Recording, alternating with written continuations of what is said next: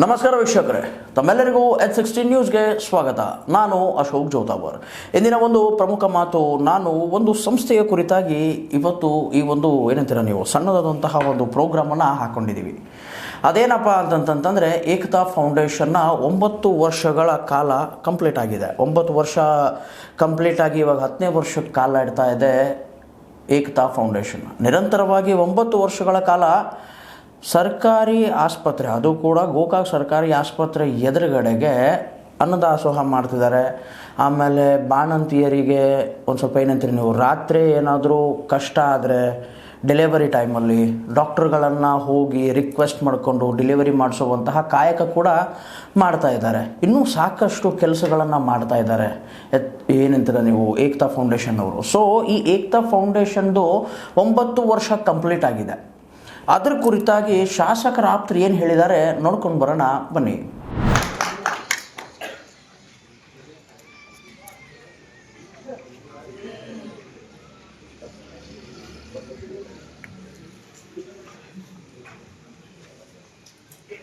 ಗೋಕಾಕಿನಾಡಿನ ನಮ್ಮ ಎಲ್ಲ ವೇದಿಕೆಯನ್ನು ಅಲಂಕರಿಸತಕ್ಕಂಥ ಎಲ್ಲ ನಮ್ಮ ಹಿರಿಯರೇ, ಸ್ನೇಹಿತರೇ, ಏಕತಾ ಫೌಂಡೇಶನ್ನ ಸಂಸ್ಥಾಪಕ ಹಾಗೂ ಪಾದರಸದಂತೆ ಚಟುವಟಿಕೆ ಉಳ್ಳಂತ ನಮ್ಮ ಮುಜಾವರವರೇ, ಈ ಏಕತಾ ಫೌಂಡೇಶನ್ ಅನ್ನೋದು ಒಂದು ಗೋಕಾಕ್ ಅಲ್ಲ, ಇಡೀ ತಾಲೂಕಿಗೆ, ಇಡೀ ಜಿಲ್ಲೆಗೆ ಅಂದ್ರೆ ಅತಿಶಯೋಕ್ತಿ ಇರಲ್ಲ. ಯಾಕಂದ್ರೆ ಗೋಕಾಕ್ ಮತಕ್ಷೇತ್ರದ ಭಾರತೀಯರಂತ ನಮ್ಮ ರಮೇಶನ ಜಾರಕಿಹೊಳಿ ಅವರ ಮಾರ್ಗದರ್ಶನದಲ್ಲಿ ಅಂಬಿಯಣ್ಣ ಪಾಟೀಲ್ ಅವರ ಒಂದು ಹೇಳಿಕೆಯಂತೆ ಗೋಕಾಕಿನ ಆರೋಗ್ಯ ಕೇಂದ್ರ ಏನೈತಲ್ಲ, ಇಡೀ ರಾಜ್ಯದಲ್ಲೇ ಪ್ರಥಮ ಸ್ಥಾನದಲ್ಲಿ ನಮ್ಮ ಪ್ರಾಥಮಿಕ ಚಿಕಿತ್ಸಾ ಕೇಂದ್ರ ಏನೈತಿಲ್ಲ, ನಮ್ಮ ಸರ್ಕಾರಿ ಹಾಸ್ಪಿಟಲ್ ರಾಜ್ಯದಲ್ಲೇ ಪ್ರಥಮ ಸ್ಥಾನದಲ್ಲಿ ಆ ಒಂದು ಹೆಗ್ಗಳಿಕೆಯನ್ನು ಪಡ್ಕೊಂಡಂತೆ. ಆ ಒಂದು ಹೆಗ್ಗಳಿಕೆಯಿಂದ ರಾಜ್ಯದ ಮೂಲೆಗಳಲ್ಲಿ ನಮ್ಮ ಸಹೋದರಿ ಇರ್ಬೋದು, ಎಲ್ಲೇ ನಾವು ಒಂದು ಮನೆತನಕ ಕೊಟ್ರೆ ಆ ತವ್ರ ಮನೆ ಅನ್ನೋದು ಗೋಕಾಕನ. ಆ ಗೋಕಾಕ್ ಅವರ ಒಂದು ಮೊದಲನೇ ಹೆರಿಗೆ ಇರ್ಬೋದು, 2ನೇ ಹೆರಿಗೆ ಇರ್ಬೋದು, ಅವ್ರು ಇಲ್ಲಿ ಬಂದ್ರಪ್ಪ ಅಂತಂದ್ರೆ ನಮ್ಮ ಗೋಕಾಕದ ಕೀರ್ತಿ ಪತಾಕಿನ ಇಡೀ ರಾಜ್ಯ ತುಂಬ ಹರಡಿದಾರ. ಬಟ್ ಅಲ್ಲಿ ಏನೊಂದು ಮುಖ್ಯ ಅಂಶ ಐತಪ್ಪ ಅಂತಂದ್ರೆ, ಆ ಒಂದು ಸರ್ಕಾರಿ ಆಸ್ಪತ್ರೆಯಲ್ಲಿ ಪ್ರತಿ ಶುಕ್ರವಾರ, ಇವತ್ತು ನಮ್ಮ ಮನೆಗೆ ಯಾರೋ ಒಂದು ಅತಿಥಿ ಬಂದು ಯಾವಾಗ ಮನೆಗೆ ಹೋತಾರಪ್ಪ ಅಂತಂತೆ ನಾವು ದೇವ್ರ ಮೇಲೆ ಹೂ ತಕ್ಕರು ಮನ್ಯಾಗ ಏನೋ ಒಂದು 5 ಘಟನೆ ಆದ್ರೂ ಸಹಿತ ಪಾಪ ಶುಕ್ರವಾರ ದಿವಸ ಅದೇ ಟೈಮ್ಗೆ ಪ್ರತಿಯೊಂದು ವಾರಕ್ಕೆ ಈ ವಾರ ಏನು ಮಾಡಿರ್ತಾರ ಇನ್ನೊಂದು ವಾರಿಗೆ ಬೇರೆನ ಐಟಮ್ ಮಾಡ್ಕೊಂಡ ಅಲ್ಲಿ ಇರ್ತಕ್ಕಂಥ ರೋಗಿಗಳಿಗೆ, ಹಿರಿಯರಿಗೆ, ಗರ್ಭಿಣಿಯರಿಗೆ ಎಲ್ಲರಿಗೂ ಅವರ ಒಂದು ಏನು ಸೇವೆ ಐತಲ್ಲ ಅದನ್ನ, ಆ ಸೇವೆಯನ್ನ ನಾನು ವರ್ಣಿಸಕ್ಕೆ ಸಾಧ್ಯನೇ ಇಲ್ಲ.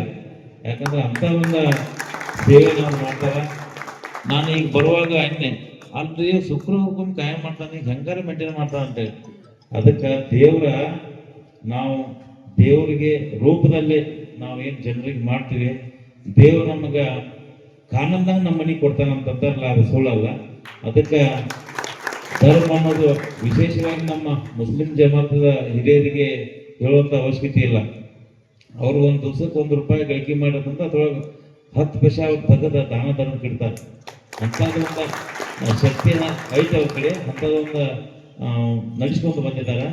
ಆ ಒಂದು ನಿಟ್ಟಿನಲ್ಲಿ ಈ ಗೋಕಾಕದ ನಾಡಿನಲ್ಲಿ ರಮೇಶ್ ಅನ್ನೋರನ್ನ ಮಾರ್ಗದರ್ಶನದಲ್ಲಿ ಅವರು ಕೆಲಸವನ್ನು ಮಾಡ್ಕೊತ ಬಂದಿದ್ದಾರೆ. 9 ವರ್ಷ ಪೂರೈಸೋದಂತಂದ್ರೆ ಇದೇ ಡಾಕ್ಟರ್ ಸಾಹೇಬ್ ಹೇಳಿದ್ರು, ಅದೇನ ಸರಳ ಅಲ್ಲ. ಯಾಕಂದ್ರೆ ನಲ್ವಾರ್ ಬಗಡ ಫೌಂಡೇಶನ್ ಮಾಡಿರ್ತಾರೋ, ಏನೋ ಒಂದು ಜಗಳ ಮಾಡಿ ಅದ್ರೊಳಗೆ ಇರ್ತಕ್ಕಂಥ ಜಗಳ ಮಾಡಿ ಏನೇನೋ ಮಾಡಿ ಹೋಗಿರ್ತಾವ. ಬಟ್ ಇದನ್ನ ನಡೆಸ್ಕೊಂಡು ಯಶಸ್ವಿಯಾಗಿ ನಡೆಸ್ಕೊಂಡು ಬರೋದು ಒಂದು ದೊಡ್ಡ ಸಾಧನೆ. ಭಗವಂತ ಅಲ್ಲಾ ದೇವರು ಅವಾಗ ಇನ್ನೊಂದು ಸ್ವಲ್ಪ ಮೊಹಮ್ಮದ್ ಬೈಗೂ ಇನ್ನೊಂದು ಸ್ವಲ್ಪ ಶಕ್ತಿ ಕೊಟ್ಟ ಅವಾಗ ಒಳ್ಳೊಳ್ಳೆ ಕೆಲಸ ಮಾಡ್ಬೇಕು. ನಾನು ಇವತ್ತು ಅವ್ನು ಫೋನ್ ಮಾಡಿದಾಗ ಹೇಳಿದ್ನಿ, ನೀ ಇದು ಒಂದ ಮಾಡತ್ತೆ ಮತ್ತೆ ಏನಾದ್ರು ಬೇರೆ ಮಾಡತ್ತೆ ಅಂತ ಹೇಳಿ. ಅವ್ ಒಂದ ಮಾತೇನ ಸಾವುಕಾರ ಆಶೀರ್ವಾದ ಇತ್ತಂದ್ರೆ ನಾವು ಮುಂದಿನ ಇದು ಮುಗಿದ ತಕ್ಷಣ ನಾ ಬೇರೆ ಯೋಜನೆಗಳನ್ನ ಹಾಕೋತೇನ್ರಿ. ನೀ ಏನಾದ್ರು ಬ್ಯಾಂಕ ಏನಾದ್ರು ಒಂದು ಸಂಘ ಸಂಸ್ಥೆ ಮಾಡಿ ಅಂದ್ರೆ ಇದನ್ನ ಮಾಡ್ಕೊಂಡು ದುಡ್ಡು ತಗೋದು, ಅದರಿಂದ ಬಡಬಗ್ಗರಿಗೆ ಸಾಲ ಕೊಡೋದು, ನಮ್ಮ ಮತ್ತು ಶಾಲೆ ಅನಾಥಾಶ್ರಮ, ವೃದ್ಧಾಶ್ರಮ ಇಂಥದ್ದು ಏನಾದ್ರು ಮಾಡಿ ಏನು ಇಲ್ರಿ ಇದು ಒಂದೊಂದು ಮಾಡಿದನು. 9 ವರ್ಷ ನಾ ಎಲ್ಲ ಪೇಪರ್ಸ್ ಕರೆಕ್ಟ್ ಇಟ್ಟಿದನು. ನಾ ನೆಕ್ಸ್ಟ್ ನೀವು ಹೇಳ್ರ ಸರ್ಕಾರ ಹೇಳಿ ನಾ ಮಾಡೇ ಬಿಡ್ತೀನಿ ಅಂತಂದ. ಈ ವೇದಿಕೆ ಮುಖಾಂತರ ಹೇಳ್ತಾನೆ ಭಗವಂತ ಅವಂಗ ಆಶೀರ್ವಾದ ನೀಡೇ ನೀಡ್ತಾನೆ, ಮಾಡ್ಲಿ ಅಂತೇಳಿ ಹಾರೈಸುತ್ತ ರಮೇಶನ ಪರವಾಗಿ ಅಂಗನ ಪರವಾಗಿ ಅವಾಗ ಒಳ್ಳೆಯ ದೇವರು ಒಂದು ಆಶೀರ್ವಾದ ಮಾಡ್ಲಂತ ಬಿಟ್ಕೊಂಡು ನನ್ನ ಎರಡು ಮಾತು. ಮೊದಲನೇದಾಗಿ ನಮ್ಮ ದೇಶದ ಅನ್ನದಾತರಾದಂಥ ರೈತರಿಗೂ ಹಾಗೂ ನಮ್ಮ ಗಡಿನಾಡಲ್ಲಿ ಹಗಲಿರೋಣದೆ ನಮಗೋಸ್ಕರ ದೇಶವನ್ನಾಗಲಿ ನಮ್ಮಲ್ಲಿ ಕಾಯ್ತಂಥ ಸೈನಿಕರಿಗೂ ಇವರ ಪಾದಗಳಿಗೆ ನನ್ನ ಕೋಟಿ ಕೋಟಿ ಪ್ರಣಾಮಗಳು ಸಲ್ಲಿಸುತ್ತಾ, ವೇದಿಕೆ ಮೇಲೆ ಆಸೀನರಾದಂಥ ಕಾಜಿ ಸರ್ ಅವರೇ, ನಯೀಮ್ ಜಮಾದಾರ್ ಅವರೇ ಹಾಗೂ ಆಜಾದ್ ಮುಜಾವರ್ ಅವರೇ, ಡಾಕ್ಟರ್ ಹನುಮಂತ್ ಕಮತ್ಗಿ ಅವರೇ, ನಮ್ಮ ಸಹೋದರಾದ ಸಾದಿಕ್ ಹಯಾಲ್ ಅವರೇ, ಲಾಲ್ ಅವರೇ,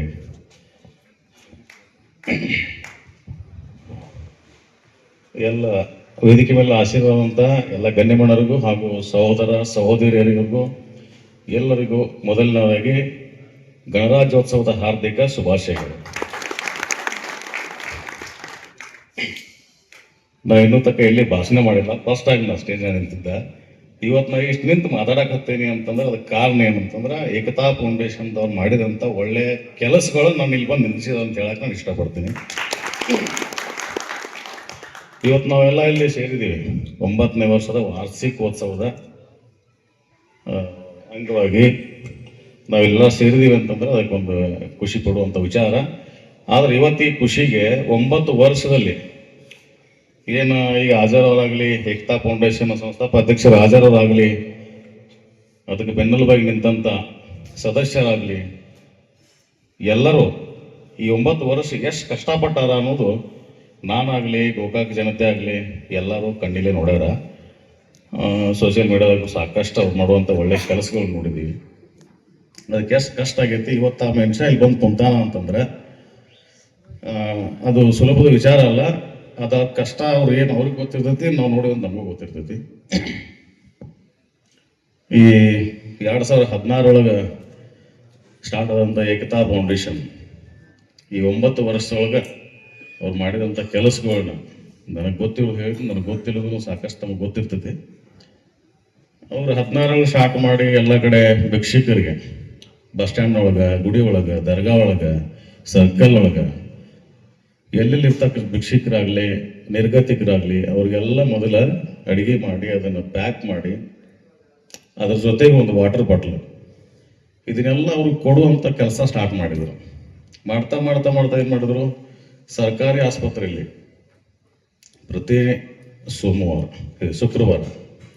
ಪ್ರತಿ ಶುಕ್ರವಾರ ತಪ್ಪದೇನ 9 ವರ್ಷಗಳ ಕಾಲ ನಿರಂತರವಾಗಿ ಈ ದಾಸೋಹ ಅಂದ್ರೆ ತಪ್ಪಾಗಲಾರ್ದು ನಮ್ಮ ಇದ್ರೊಳಗೆ ಅನ್ನದಾಸೋಹನ ಮಾಡಿದ್ರು ಅವರು.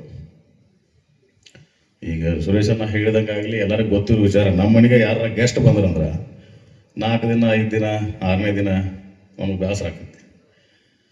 ಅಂಥದ್ರಾಗ ನಿರಂತರವಾಗಿ ಎಷ್ಟೋ ಸಾವಿರಾರು ಜನಕ್ಕೆ ಅನ್ನ ಹಾಕ್ತಾರಂತಂದ್ರೆ ಅವ್ರಿಗೆ ಗೋಕಾಕ ಜನತೆ ಆಗಲಿ ಎಲ್ಲರ ಆಶೀರ್ವಾದ ಅವ್ರಿಗಿರಲಿ, ಇನ್ನೂ ಹೆಚ್ಚಿನ ಕೆಲಸ ಮಾಡುವಂಥ ಶಕ್ತಿನೂ ಅವ್ರಿಗೆ ನಡೀತಾನೆ ಇರ್ತೈತಿ ಸೋಷಿಯಲ್ ಮೀಡಿಯಾ ಒಳಗೆ. ಆ ಕೆಲಸ ಆಗಿರ್ಬೋದು. ಇನ್ನೊಂದು ಮೆಚ್ಚಲೇಬೇಕಾದಂಥ ಕೆಲಸ ನಾವೆಲ್ಲ ಕೆಲವೊಂದಿಷ್ಟು ದಿನದಿಂದ ನೋಡ್ತಾ ಇದ್ದೀವಿ, ಮೈಕ್ರೋ ಫೈನಾನ್ಸ್ ಹಾವಳಿ. ಈ ಹಾವಳಿಯಿಂದ ಎಷ್ಟೋ ಜನ ಆತ್ಮಹತ್ಯೆ ಮಾಡಿಕೊಂಡ್ರು, ಊರ ಬಿಟ್ಟು ಹೋದ್ರು. ಇಷ್ಟೆಲ್ಲ ಆಗಿ ನ್ಯಾಷನಲ್ ಮೀಡಿಯಾದೊಳಗೆ ಬಂದಾಗ ಸರ್ಕಾರ ಎಚ್ಚೆತ್ಕೊಂತು. ಅದಕ್ಕೆ ಆ ವಿಷಯದಾಗ ಮೊಟ್ಟ ಮೊದಲನೇದಾಗಿ ರಾಜ್ಯದಾಗ ಯಾರ ಧ್ವನಿ ಎತ್ತಾರ, ಇದ್ರ ಬಗ್ಗೆ ಮನವಿ ಕೊಟ್ಟಾರ ಅಂತಂದ್ರೆ ಏಕತಾ ಫೌಂಡೇಶನ್. ಮೊದಲು ಬಹಳ ದಿವಸ ಹಿಂದ್ಗಳನ್ನೇ ಇದ್ರ ಹೋರಾಟ ಮಾಡತ್ತಾರ ಇವರು. ಅದೇನಂತಾರ ಎಲೆ ಮರೆ ಕಾಯಿ ಅಂತೇಳಿ ಸಾಕಷ್ಟು ಕೆಲಸ ಮಾಡ್ಕೊಂಡು ಬಂದಾರ. ರಾಜ್ಯದಾಗ ಇವ್ರು ಮನವಿ ಕೊಟ್ಟರು ತಹಸೀಲ್ದಾರ್ಗೆ, ಇದರಿಂದ ಬಹಳ ಹಾವಳಿ ಆಗೈತೆ, ಇದ್ರ ಬಗ್ಗೆ ಸ್ವಲ್ಪ ನೋಡ್ರಿ ಅಂತೇಳಿ. ಎಷ್ಟೋ ಜನರ ಮನೆಗೆ ಹೋಗಿ ಅದನ್ನ ಸಾಲ್ವ್ ಮಾಡ್ಯಾರ. ಎಷ್ಟು ಎಲ್ಲಿ ತ್ರಾಸ ಐತಿ ಅದನ್ನೆಲ್ಲ ಸಾಲ್ವ್ ಮಾಡ್ಯಾರ. ಇವರು ಸ್ಟಾರ್ಟ್ ಮಾಡಿದಂಥದ್ದು ಇವತ್ತಿಗೆ ಬಂದ ಅದು ಸರ್ಕಾರಕ್ಕೆ ಮುಟ್ಟಿ ಅದಕ್ಕೊಂದು ಏನೋ ಒಂದು ವ್ಯವಸ್ಥೆ ಮಾಡತ್ತಾರ. ಅಂತ ಒಂದು ಒಳ್ಳೆ ಕೆಲಸ ಮಾಡ್ಯಾರ. ಇನ್ನು ಏನು ಎಷ್ಟು ಹೇಳಿದ್ರು ಅದರ ಬಗ್ಗೆ ಕಡಿಮೆನ. ಸುರೇಶಣ್ಣ ಹೇಳ್ದಂಗೆ ನಮ್ಮ ಗೋಕಾಕ ನಾಡಿನ ಆರಾಧ್ಯ ದೈವರಾದ ರಮೇಶಣ್ಣ ಜಾರಕಿಹೊಳಿ ಅವರ ಆಶೀರ್ವಾದದಿಂದ ಇಲ್ಲಿ ತನಕ ನಡೆದೈತಿ. ಇನ್ನೂ ಹೆಚ್ಚಿನ ಕೆಲಸ ಅವ್ರು ಮಾಡಲಿ, ಸಮಾಜಕ್ಕೆ ಒಳ್ಳೆ ಕೆಲಸ ಮಾಡತ್ತಾರ, ಇದೆಲ್ಲ ಮಾಡಲಿ, ಎಲ್ಲರ ಜನರ ಆಶೀರ್ವಾದ ಆಜಾದ್ ಮುಜಾರ್ ಅವರು ಹಾಗೂ ಏಕ್ತಾ ಫೌಂಡೇಶನ್ ಸರ್ವ ಸದಸ್ಯರಿಗೂ ಇರಲಿ ಅಂಥೇಳಿ ಇಲ್ಲಿ ನನಗೆ ಮಾತಾಡೋಕೆ ಅವಕಾಶ ಮಾಡಿಕೊಟ್ಟಂಥ ನನ್ನ ಬಾಲ್ಯದ ಗೆಳೆಯ ಸುಭಾನಿ ಜಕಾತಿ ಅವರು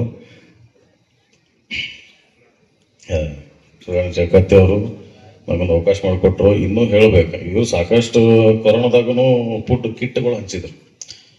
ಮನೆ ಫುಡ್ ದೊಡ್ಡವರು ಇದ್ದವರು ಹಂಚೋದಾಗಲಿ, ದೊಡ್ಡವರು ಸಂಸ್ಥೆಗಳಿಂದ ಹಂಚೋದಾದ್ರೆ ಅದೇನು ದೊಡ್ಡ ವಿಷಯ ಅಲ್ಲ.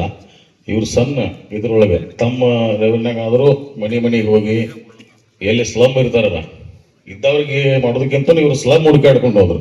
ಎಲ್ಲೆಲ್ಲಿ ಚೌಪಡಪಟ್ಟಿ ಹಾಕೊಂಡಿರ್ತಾರ ಅಂಥವ್ರ ಕಡೆ ಹೋಗಿ ಮುಟ್ಸಿದ್ರು. ಉಳಿದವರೆಲ್ಲ ಟ್ರಕ್ ಗಂಟ್ಲೆ ಬಂತಾವ. ಎಲ್ಲರಿಗೂ ನಾವು ಇವತ್ತಿನ ದಿನ ನೆನೆಸ್ಲೇಬೇಕು. ಎಲ್ಲರೂ ಬಂದರು, ಎಲ್ಲೇ ಒಂದ್ ಕಡೆ ನಿಂತರು, ಓಣ್ಯಾಗ ನಿಂತರು, ಹಂಚಿದ್ರು, ಹೋದ್ರು. ಆದ್ರೆ ಈ ಏಕತಾ ಫೌಂಡೇಶನ್ದವ್ರು ಏನ್ ಮಾಡಿದ್ರು ಅಂತಂದ್ರೆ ಎಲ್ಲೆಲ್ಲಿ ಸ್ಲಮ್ಗಳು ಇದ್ರಾಗಂದ್ರೆ ಜೋಪಡಪಟ್ಟಿ ಹಾಕೊಂಡದಾರ. ನಮ್ಗೆ ಗೊತ್ತಿಲ್ದ ಜಾಗದಾಗ ಅದಾರ. ಗೋಡೌನ್ ಹಿಂದಿದ್ರು, ಅಲ್ಲೆಲ್ಲ ಇದ್ರು. ಅಲ್ಲೆಲ್ಲ ಹುಡುಕಾಡ್ಕೊಂಡು ಹೋಗಿ ಅವ್ರ ಮನೆಗೆ ಒಂದು ತಿಂಗಳಾಗುವಷ್ಟು ಕಿಟ್ಗಳನ್ನ ಕೊಟ್ಟರು.